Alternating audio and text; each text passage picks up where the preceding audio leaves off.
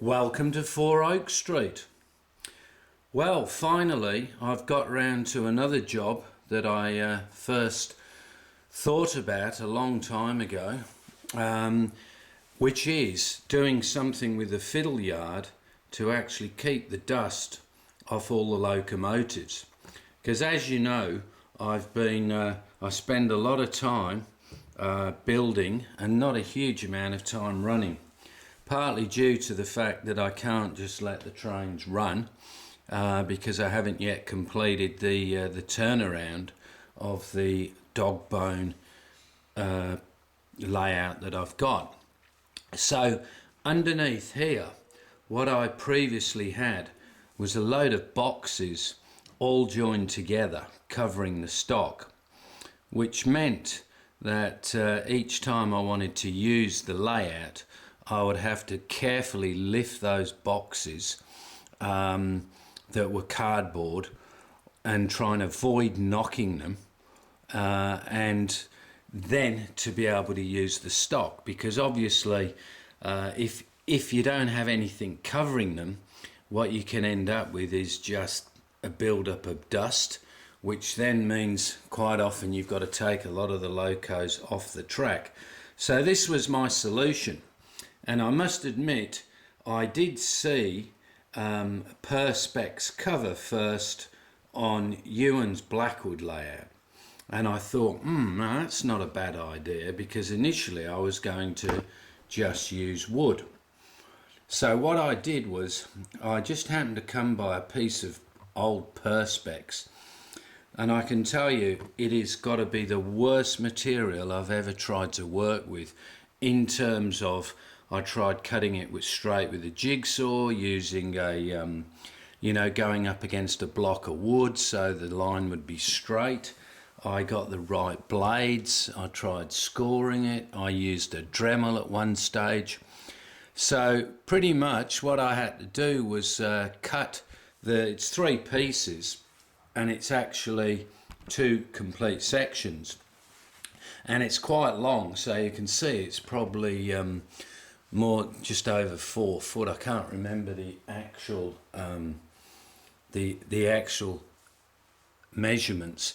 So I cut the very top, then I cut the sides, and then trying to get the sides straight, they got lower and lower. They went from 50mm to about 46, which is fine because they've still got plenty of room in it. Along the way, blades jagged, and that's why there's a couple of little marks in it, and there's even a crack in it. But bottom line is, I can now see all the stock. If one of my cats happens to walk on it, it's going to be fine. What I've done as well, as you can see, I'll just bring it along here. I've put a hinged top on it, and I've been able to cut out where the track is, so it's reasonably, I won't say airtight, but as good as it possibly can be. The second section to it, the beginning of the fiddle yard, to do that I had to cut a template, because it's quite an unusual shape. So I'll just hold the template up, but this, actually the dog even had a chew on this.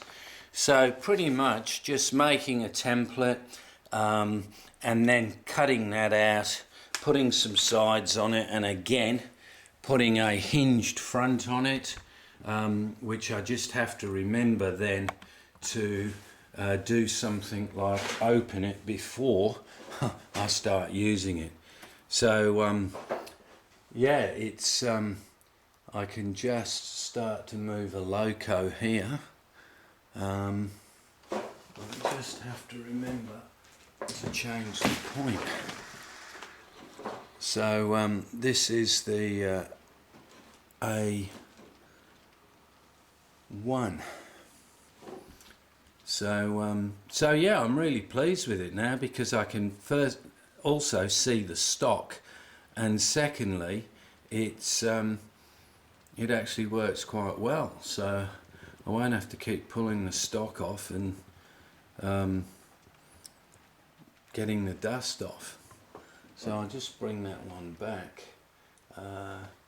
So really, when I think about it, I should have actually done something similar. I should have done something similar for my switchboard.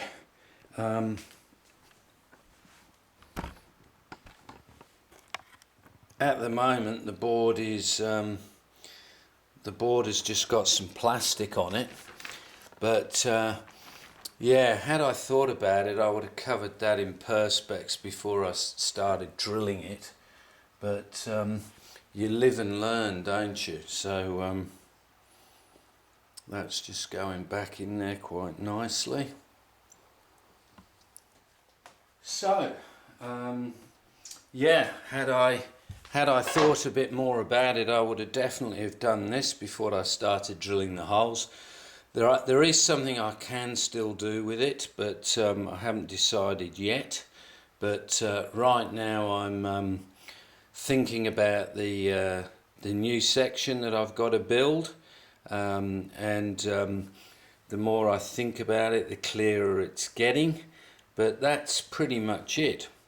I'll just take you and give you a different look at the front of the perspex. So that's the second section. That's my watch touching the track and creating a short, which is what it should do, and it's audible.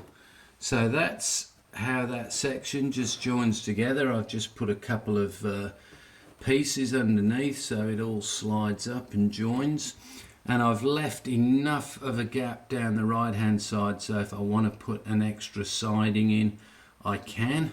So that's it. So from 4 Oak Street, thank you very much for watching, and catch you next time with some plans for the new section, and also a couple of new locos ordered and on the way.